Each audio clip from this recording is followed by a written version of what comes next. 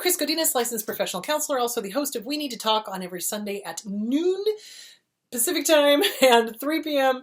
Eastern time. This video is for educational and informational purposes only. The views and opinions stated herein are mine and mine alone. They do not represent the ACA, the APA, or any other therapist for that matter. And I would like to say thank you to my sponsor, BetterHelp.com/Chris Godinez. That's BetterHelp, BetterHelp.com/Chris Godinez. I'll put it down in the description.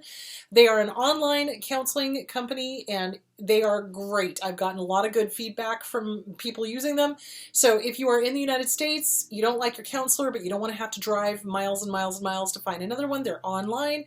Just go online, fill out some questionnaires. They'll put you with somebody else in your state. All of the counselors are licensed. They are either master's level or PhD level. If you are in a foreign country, if you're overseas, you too can use BetterHelp.com/Chris Godinez. They'll put you together with somebody here in the United States. Of course, there is going to be a time difference. You're going to have to work that out. But BetterHelp.com/Chris Godinez, and they're really reasonable. That's the thing I love about them. So it works out for a package of 4, it works out to about $65 per session, which is amazingly inexpensive. So that's really good. All right, BetterHelp.com/Chris Godinez. All right, so let's dive into the questions. Can you explain clinical depression versus situational? What is the difference? Okay, clinical depression is when the brain does not have the right amount of the feel-good chemicals. So the senders and receivers are not doing their job. So either the senders are not sending enough, or they are sending enough, but the receivers are sucking it all up before the brain has a chance to be bathed in it.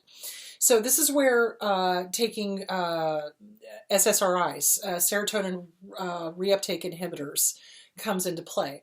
So the brain needs serotonin, dopamine, norepinephrine, all these lovely feel-good chemicals in order to know it feels good.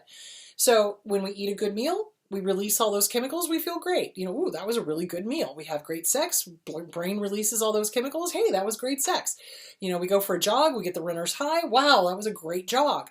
So it's all of these wonderful chemicals that are, going through our brain. Clinical depression is where the brain cannot produce enough, or the uptakers are taking out too much, and so we're unable to feel good. Like there's no feel-good chemicals. We don't feel like even getting up out of bed. We don't feel like bathing. We don't feel like dressing. We don't feel like eating. There's no happiness. There's no joy. Everything is bleak because there's no feel-good chemicals going on in the brain. Situational depression is like death. You've experienced a death. You lost somebody you love. A beloved pet dies, or a family member that you loved died, or you lose a job, or some other life-changing event happens and you're sad about it. That's situational depression, because that's temporary. It's not going to be there all the time. Whereas clinical is the chemicals in the brain are unable to do the proper amount of feel-good chemicals in order for you to know that you're okay and that you feel good. So situational depression usually lasts 3 to 6 months. Clinical depression, it goes on for 6 months or longer. I mean, it's just, there's unrelenting. There's no break from it. Even with depression that's situational, there's breaks from it. A friend can make you laugh, or you'll feel hungry and you'll go eat, or you'll get up and take a shower, or, whatever. But with clinical depression, it's unrelenting.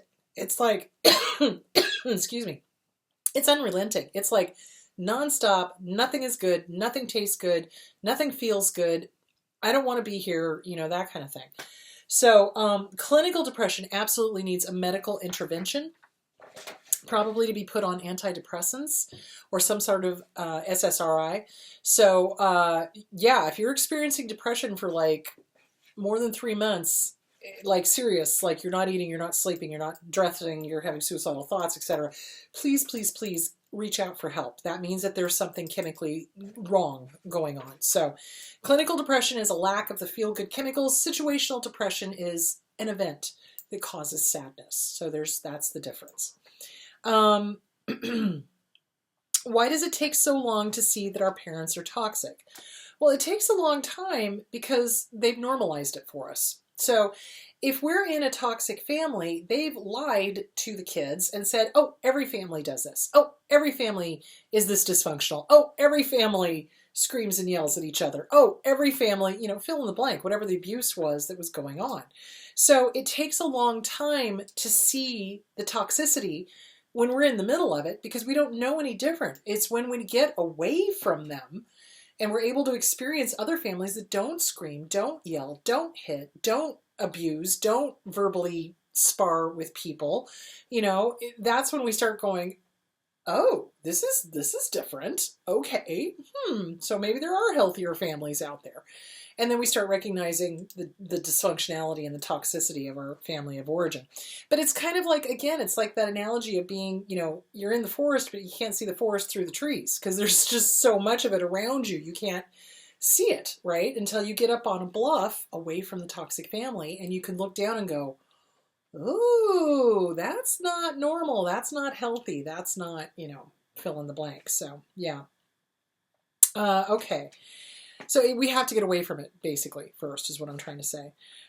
Why does the target of abuse lose their moral compass, or are they mirroring the abuser? Well, both.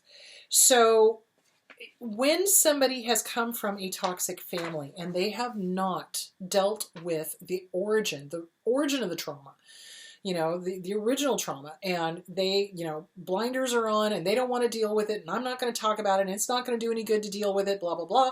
They will find an abuser that reminds them of their abuser in their life, and the inner child will be at play, and the inner child will be the one doing the picking, and the inner child will also be the one desperate to not be abandoned. So even though the person that they're with now reminds them of their abuser, they will stay with them because it reminds them of their mom or dad, that they've never dealt with the original issue, and they will, want that approval from them. So the abuser starts saying things like, well, everybody lies. Well, pretty soon the target of abuse turns around and tells family and friends, well, everybody lies. Well, I don't like so-and-so. Well, you know what? I really don't like so-and-so, even though they've been best friends with that person for years, because they're trying to please the abuser. So yeah, they'll start mirroring the abuser. They'll start spouting, puppeting whatever the abuser is saying because they're desperate to be loved. But what they don't understand is that's not love. That's not love. And that's not ever going to fix the family of origin issue over here where the original abuse occurred. So unless and until they're willing to deal with the original origin of abuse, over here, mom, dad, whoever, this stand-in is never going to love them, is never going to truly appreciate them or take care of them or support them or anything else. All they're going to do is demand that they kowtow to their wants, needs, desires, etc. And this person gets lost completely. They lose themselves completely because they have not worked on the family of origin issues. If they stood up for themselves and worked on the family of origin issues, confronted that original abuse, they would not put up with abuse from a stand-in, but they do. So, and those are the ones that don't work on the origin, the family of origin stuff, are usually the ones that continue from one abusive relationship to another, to another, to another, to another, until the day they die, because they're unwilling to confront the fear and the terror of admitting and acknowledging that, hey, mom or dad was the abuser, and mom and dad is the origin of all of this, and mom or dad are, the issue. So, and if they don't do that, they just keep looking for stand-ins, and they never get better. And they lose themselves. They absolutely lose themselves. Family and friends will go, oh my God, what happened to you? You used to be so moral. You used to have this gentle, kind sense of humor. Well, it's because the abuser is amoral and has a snarky, nasty sense of humor, and this person is now mirroring the abuser in order to be loved, in order to be accepted, in order to be approved of. It's people-pleasing. And they don't care because their inner child is so desperate to be loved that they can't see that that's not love. So it's really sad. Okay, why do abusers hate real humor? Because they can't feel. Real humor takes kindness, I think. All of the comedians that I have loved have just been sweethearts. They're just, really kind, gentle people, and it takes kind of that sense of the absurd, the absurdity of this. It's like, isn't that interesting, Abusers are snarky. They want to hurt. And good humor does not hurt other people. Snarky humor does. So they hate humor because if somebody's really enjoying themselves and just having a great time and laughing, oh, that makes them so angry because they can't feel it. They can't feel it. And they get angry. They get enraged that somebody has feelings that they don't. That somebody has something they will never possess. That's why they want their target of abuse dead. Because if they can't have it, they don't want anybody to have it. So, when somebody's got a great sense of humor, they set about to try to ruin it. They set about, you're not funny and how dare you laugh so loud and, all that's BS. They're threatened as hell by a real sense of humor because they cannot feel. So again, that goes back to any emotion. They're threatened by any really true, good, kind emotion. Absolutely. And if you really, really, really want to understand narcissists, I would read Object of My Affection is in My Reflection, Coping with a Narcissist by Raquel Lerner. It is a great book. It is the one that opened my eyes to what the heck is going on here. So yeah, absolutely. So The Object of My Affection is in My Reflection, Coping with a Narcissist by Raquel Lerner. It basically it outlines everything they do. She goes through the overt, the covert, and the communal, and the boss narcissist too. So it's a really, really good book. Okay. Can witnessing physical abuse or verbal abuse create PTSD? Yes, it absolutely can. Yeah, because remember, PTSD is when we witness or have happen to ourselves a life-threatening event, right? So physical abuse, obviously, that's a life-threatening event because you don't know if they're going to kill them or not, Verbal abuse, it can be to a little kid. That's terrifying. That is terrifying. So yeah, that can create PTSD. Kids absolutely will have PTSD from being in a violent situation. You bet. So witnessing, yeah, absolutely. That is a part of PTSD. Anything that is a life-threatening event, yeah, absolutely. What causes bipolar, borderline, or narcissistic personality disorder? Well, here's the great debate on some of it. So bipolar is a chemical issue. Okay, so bipolar used to be known as manic depressive because the brain, it's a chemical issue. The brain will get overbathed in the feel-good chemicals. So like, just like I was talking about before with depression, it's like instead of a lack of, it's too much. There's too much serotonin, dopamine, norepinephrine, all the feel-good chemicals, and the brain is just bathed in these feel-good chemicals. It is akin to, I've heard it described like being on methamphetamine, and it's just this incredible sense of euphoria, and sometimes it is accompanied by psychotic thinking. So, for example, we had a little guy at the homeless shelter that every single time he would go off his meds, he would go into a manic episode and convinced that he was going to be the next big star, in LA singing. Here's the problem. The gentleman could not carry a tune in a bucket. God love him. And so we would literally have to stop him from getting on a bus and going to LA. And we would, the case manager would get him back on his meds and everything would be fine. And then everything would calm down and he'd be okay.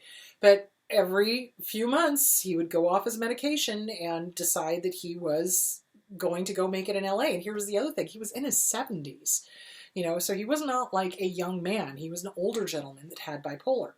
So bipolar is when the brain gets bathed in the feel-good chemicals, sends the person into a manic episode. Then the brain goes in the opposite direction. So it sucks up all of the feel-good chemicals, and now the person is absolutely depressed. There's no feel-good chemicals whatsoever. And everybody thinks, oh, they're going to kill themselves when they're depressed. No, they wait until they're back in the manic episode when they kill themselves because they have the energy to do it. So if you know somebody that's bipolar and if they've been expressing suicidal ideation, it's not when they're depressed you need to watch out for them. It's when they're manic you need to watch out for them because that's when they usually act on it, which is really sad. So that is a chemical issue. That is a too many chemicals, not enough chemicals. Too many chemicals, not enough chemicals. And oftentimes you will find people with bipolar are trying to self-medicate with methamphetamine when they're depressed or with, cocaine or alcohol and cocaine. That was the general combination we saw at the homeless shelters because they were trying to be their own apothecary. And it's like, no, you need mood stabilizers. The alcohol and the cocaine's not going to fix it. So yeah, so there's that. And borderline and narcissistic personality disorder. Nature, nurture, nature, nurture, nature, nurture. So it is a combination of both, a little from column A, a little from column B. I think I've said this before. You know, people with narcissism are born without the empathy cog. They do not feel the same way that healthy, normal people do. They don't have empathy. They are unable to put themselves in somebody else's shoes and go, oh my gosh, what that must feel like. Then you add nurture on top of that. Let's say they've got a family of origin that's just verklempt, right? They're just messed up, right? So, and then that just pushes them over the edge into the behaviors that go along with narcissism. Borderline is generally born of trauma. It is born of trauma. So people with borderline personality disorder generally have a trauma in their very, very early childhood that has never been addressed, never dealt with, etc. And so they adapt these maladaptive ways of trying to cope with this drama and not be with this trauma, not drama. Well, it could be drama too. And not be abandoned and not be hurt again. And so they do these really crazy things. Come here, go away, come here, go away, come here, go away, you know, that kind of thing. It can be also psychotic thinking, word salad, the further down the line they get. So that is generally, borderline is born of trauma. Narcissism is not. Absolutely not. So there is that. Why is CPTSD confused with borderline or bipolar? Okay, so bipolar, they can go into manic phases. They can have word salad. They can have psychotic thinking. Borderline, they can have word salad. They can have psychotic thinking.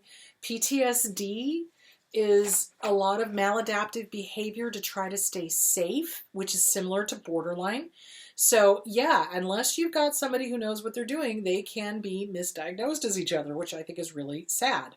So it's got some similarities. There's some crossing over with all three of those, which is why those three tend to be misdiagnosed the most as the other. So I hope that answers the question. Does ketamine work for PTSD? Supposedly it does. So I am not a specializer in pharmaceutical stuff.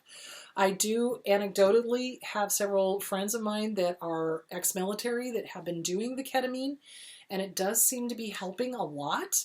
It is an off-label usage for it because ketamine is an elephant tranquilizer or a horse tranquilizer. It's a big animal tranquilizer, basically.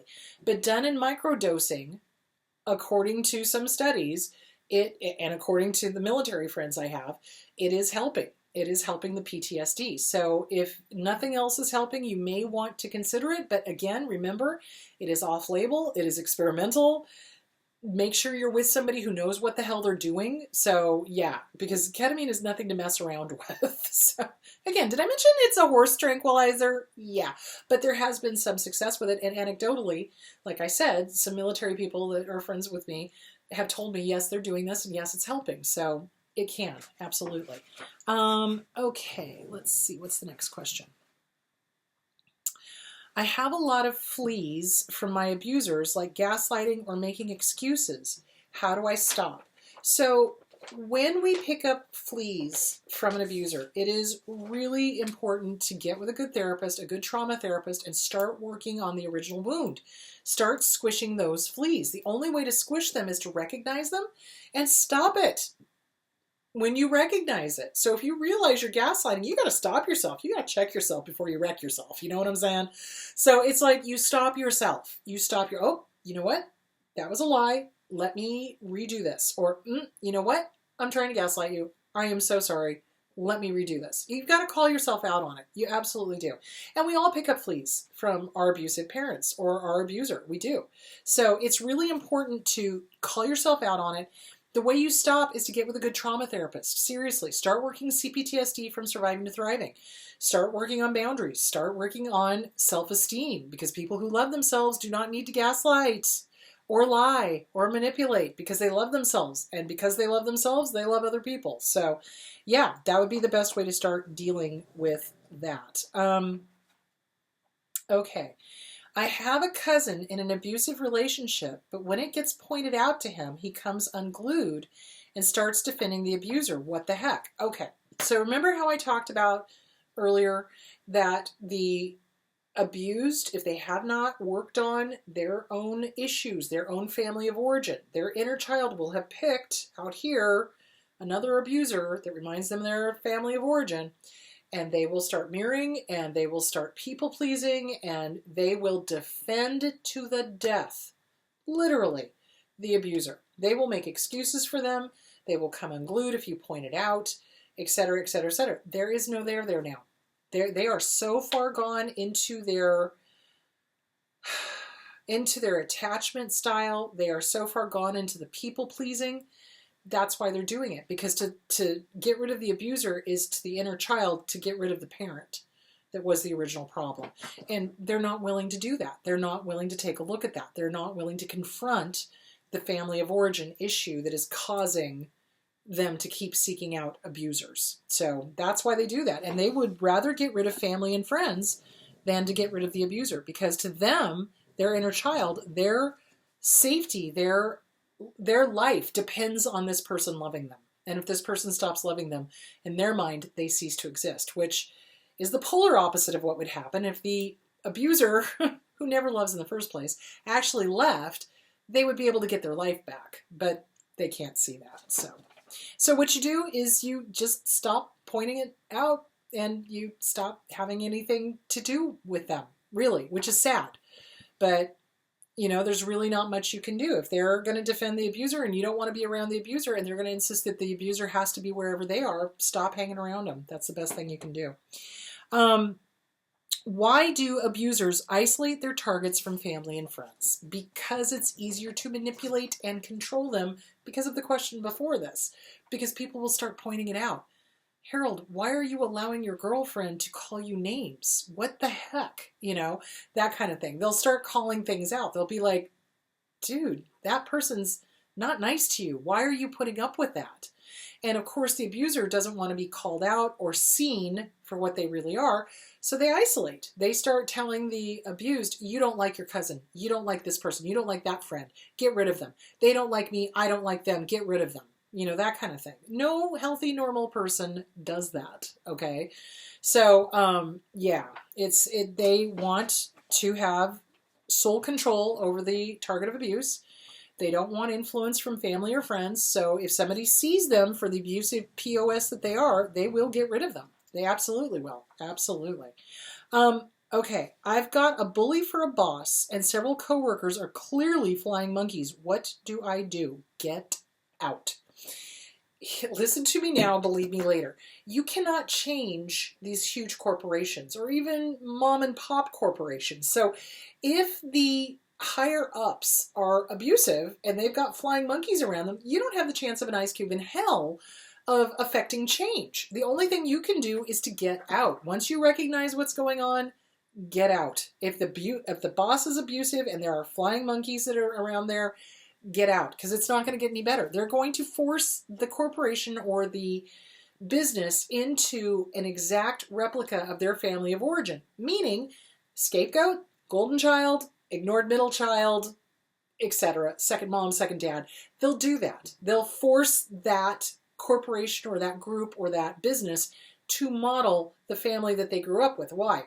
Because abusers need to put people in neat little niches. They cannot stand it when somebody steps out of the niche that they have designated them. They label people. You're this, you're that, you're this, you're the scapegoat, you're the golden child, you're ignored, you're this, you're that. They can't stand it when somebody steps out. And so if somebody is not playing the game, you're going to get designated as the scapegoat. So yeah, if you realize there's a bully going on and they're the boss and there's flying monkeys, start looking for a new job. Okay. If an abuser believes their own BS, why do they change behavior with different people? Because it's manipulation. So an abuser will change tactics in order to get their needs met. An abuser will absolutely switch from, let's say they're doing the intimidation thing and that's not working. They'll switch suddenly to love bombing. It's like, oh, well, but I really appreciate da-da-da, because they're just trying to get their needs met. So they'll switch. They'll They'll go from overt to covert to communal. They'll go from sweet and kind to monstrously hideous, depending on what their agenda is. So yeah, they do believe their own BS, and they are manipulative like nobody's business, and they will switch tactics in order to get their needs met. Absolutely. Okay, why do abusers demand that the good parent abuse as well, so that they can be not the bad guy? So what they'll do is they will hit the kids, they'll punish the kids like corporal punishment, they'll do all sort of stuff, and then they'll turn around and look at the good parent who has not been doing that and demand they do it too, because they want the kids to hate them as well. Because they know that the kids will look to that other parent as the savior, or as somebody safe, or somebody they can trust, or somebody they can talk to. So the abusive parent will demand that the good parent slap the kid, hit the kid, harm the kid, burn the kid. I've seen all sorts of horrible things. So yeah, they do that because they don't want to be the bad guy. They want the other parent, see, you're just as bad as I am. See, you're just as abusive as I am. See, it's not just me, it's you. That's why they do it. So, yep, absolutely. Okay, I really want to help other abused people. What can I do? Okay, first of all, you work on yourself. First of all, you get all of your own stuff nailed down, tight. Get with a good trauma therapist, work it through. Work through the family of origin, work through any attachment style issues, work through any people-pleasing issues, etc., etc., etc. Read all of the books I have recommended. And if you are really serious about helping other abused people, you can do a couple of things. You could become a volunteer. You could work one of the domestic violence hotlines. You could go into becoming a therapist. You know, go get your master's degree, become a therapist, and help people that way. You could also write your own memoirs if you have survived and you are successful and you've gotten out and you're working on yourself and you're healthy, happy, and whole, and you know that your story could help somebody else. Write a book. Do it. You know, get out there, start educating people on what abuse looks like. It's not always what people think. It's not always the overt, you know, beating somebody, that kind of thing. A lot of times it's very subtle, it's very verbal, it's done behind closed doors, it could be religious, you know, etc. Educate, educate, educate, educate, educate, educate, educate. Get out and talk, do speeches, talk to people, educate. That is the best way to help other abused people, is A, letting them know they're not alone, B, telling your own story, also letting them know you're not alone, C, educating people so that people know what to look for. Absolutely.